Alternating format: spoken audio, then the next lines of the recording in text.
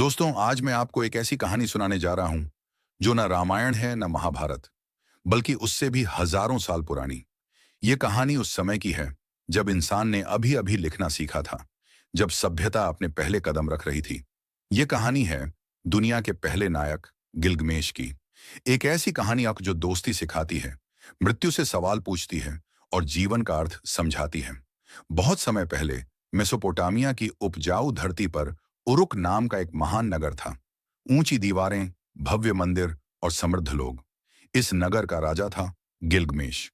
कहा जाता है वह 2/3 देवता था और 1/3 मानव। उसमें असाधारण शक्ति थी, पर साथ ही अहंकार भी। वह इतना शक्तिशाली था कि कोई उसका विरोध नहीं कर सकता था, लेकिन उसकी शक्ति करुणा से खाली थी। वह अपने ही लोगों को दुख देता था। नगरवासी डरते थे और रातों में देवताओं से प्रार्थना करते, हे देवताओं, हमें इस अत्याचारी राजा से बचाइए। लोगों की पुकार सुनकर देवताओं ने निर्णय लिया, गिलगमेश को संतुलित करने के लिए उसके बराबर का कोई चाहिए। और तभी मिट्टी से बनाया गया एक मनुष्य, एंकिडू। एंकिडू जंगलों में रहता था, जानवरों के साथ, निर्दोष और स्वतंत्र। वह न सत्ता जानता था, न अहंकार। धीरे धीरे सभ्यता उसे अपनी ओर खींच लाई और एक दिन उसका सामना हुआ गिलगमेश से। दो महान शक्तियां आमने सामने थीं। धरती कांप उठी, दीवारें हिल गईं, घंटों तक युद्ध चला। पर अंत में दोनों थक गए और तभी कुछ अनोखा हुआ।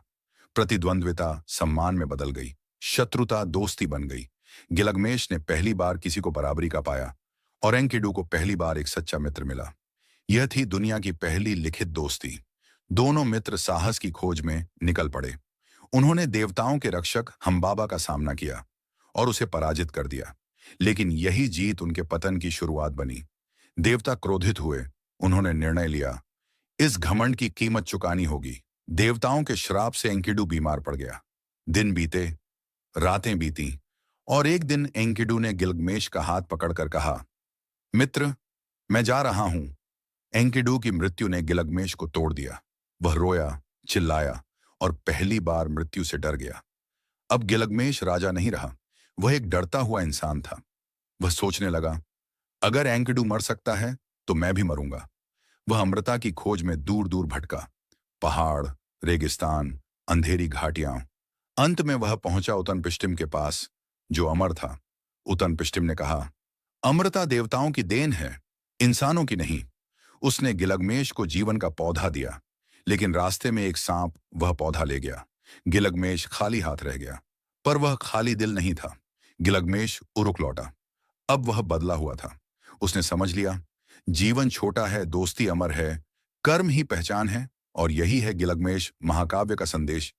मृत्यु निश्चित है, लेकिन एक अच्छा जीवन हमें अमर बना देता है।